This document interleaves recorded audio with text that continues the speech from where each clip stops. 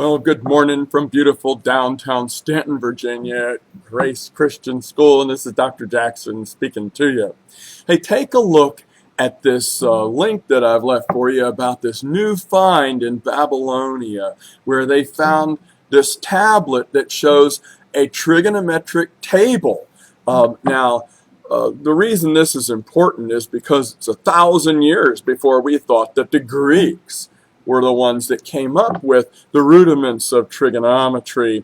And why is this important to the creation evolution circumstance? Well, it's because of this whole mindset of evolution that, oh, we're always going on to bigger and better and onward and upward, but really we're getting worse. Our genetics is breaking down, our mental functions along with all our other biology and other organ functions are going down, and it's an exponential decay. So as far as getting better and smarter, we're just getting dumber. How can we have such great technology then? Well, as Isaac Newton said, if it appears that I've been able to see so far, it's because I've been standing on the shoulders of giants. So we're really building on what past civilizations did, and it's all rediscovered after the Renaissance. But this is something here.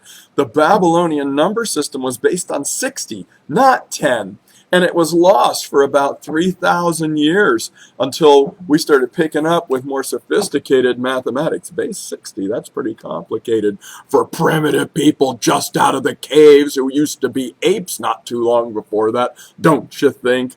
We don't have the minds today like Aristotle, Socrates, Eratosthenes, and of course Jesus himself, who I'm convinced didn't cheat and use his God powers to draw on the wisdom of God, just like any believer today can. Jesus, ever our example, was just showing us how it's done. And I appreciate that kind of an example and that encouragement too. And so were many of the great examples that are in the scripture, Jesus being, of course, the forefront of it. But remember, if evolutionists tell you, oh yes, we're so much better, we're so much smarter, that's egotistical talk, isn't it? Well, when we really owe a lot to people in the past, back when the minds of people were far more adept. And there's been a lot of studies done on this. We don't have the kinds of intellects that the ancients did, but we are building upon the technology of recent times. So think about it. Think about it. In the past 50 years, we haven't invented anything new. Nothing. What about the 50 years before that? Think of the 1950s and look back. Jet aircraft, helicopters, radio, television, light bulbs, all of that. Cars were invented during those 50 years. And what have we done since then? Nothing, just, we invented phones that have push buttons on them. Oh, what about cell phones? No. The computer chip is just a transistor.